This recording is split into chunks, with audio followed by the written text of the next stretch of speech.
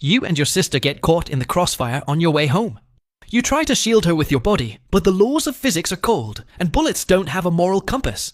A stray round fired by some idiot who wasn't even aiming rips right through your sister's chest. Time hits the brakes. The sound of the rain blurs with screams and sirens. You're frozen, kneeling in the blood-soaked mud, staring into her empty eyes. Your brain just unplugs. You're waiting for the mercy shot. You want to die. But death rejects you.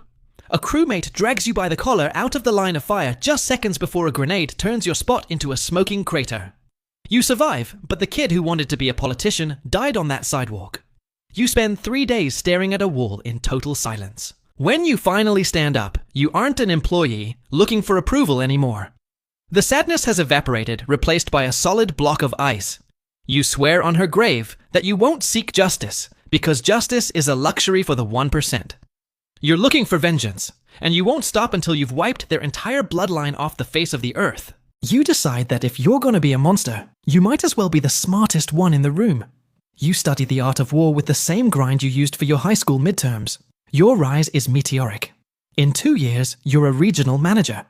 By 30, you're the youngest deputy director in the history of the organization. In the legal corporate world, you'd need an MBA and 20 years of bootlicking to get that corner office. Here, job openings happen every time someone catches a bullet to the face. It's a brutally efficient meritocracy. When the old boss drops dead from a heart attack, all hell breaks loose. The other lieutenants choose brainless violence. You choose politics. You understand a fundamental truth. Bullets kill people, but politics kills entire organizations. Instead of buying more hardware, you buy a presidential candidate.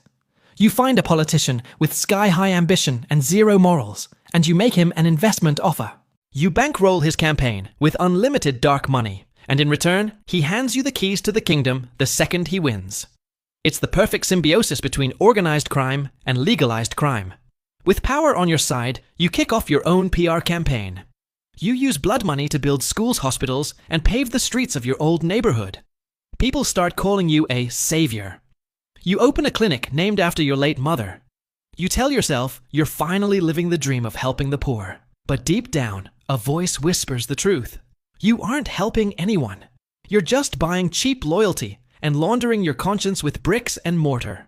You've finally become the politician you dreamed of being as a kid, except your mandate is built on bodies instead of ballots. With political power in one hand and military muscle in the other, wiping out the competition stops being a war and turns into a simple administrative task.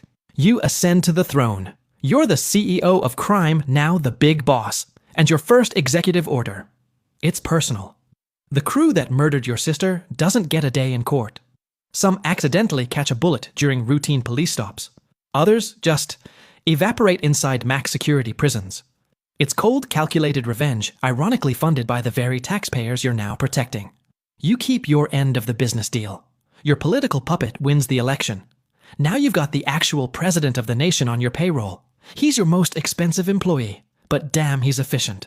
With total immunity, you start playing God. You use the dirty cash to build state-of-the-art schools, parks, and hospitals in your old stomping grounds. The public worships you. They call you the benefactor. Wait! Technically, you're living your childhood dream of helping the poor. But every night staring at your empire from a bulletproof balcony, one doubt eats you alive. Are you building these hospitals out of the kindness of your heart? Or are you just erecting massive monuments to drown out the guilt of becoming the exact same monster who killed your father? You're a saint standing on a mountain of bones. Right when you think you've officially won the game, you get the world's most brutal pink slip. A massive military task force surrounds your estate. Your partner. The president decided you're a loose end that needs to be snipped to polish his international image. He sold you out. But he made a rookie mistake. He forgot that in the criminal underworld, loyalty is a myth, but blackmail is a guarantee. You were always 2 steps ahead.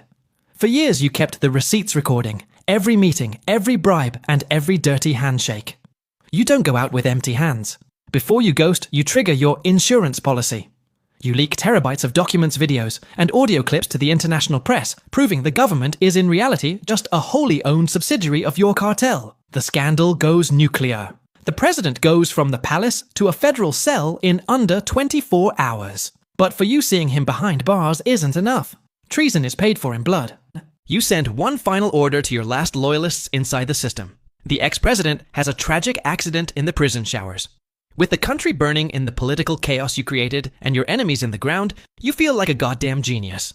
You head for the coast with $100 million in cash and a fake passport ready to take your golden parachute and disappear into retirement. You honestly believe you're the architect of your own destiny. You pull up to the pier in the pouring rain, waiting for the boat that was supposed to be your ticket to a fresh start in Europe. But instead of a captain, you're greeted by a tactical squad. It wasn't the surveillance drones or the satellites that tracked you down. It was an inside leak. Out of the shadows steps your right-hand man, the protege you raised like your own son. He looks at you with zero remorse. He's already cut a deal with the new administration. You're just the peace offering now, the toxic asset that needs to be liquidated for the new regime to take over. In the boardroom, they call it restructuring. In the streets, it's just a knife in the back. The trial is a televised media circus, but the verdict was signed, sealed, and delivered before you even walked into the room. Capital punishment.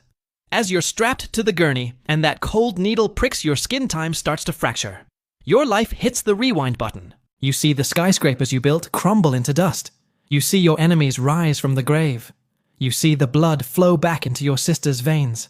Suddenly you're 14 again. You're standing in front of that loan shark flyer, heartbroken and flat out broke. You wonder what would have happened if you'd taken a different path. You wonder at what exact moment the kid who wanted to save his neighborhood turned into the monster that burned it down. And as the darkness swallows you whole, the final irony hits home.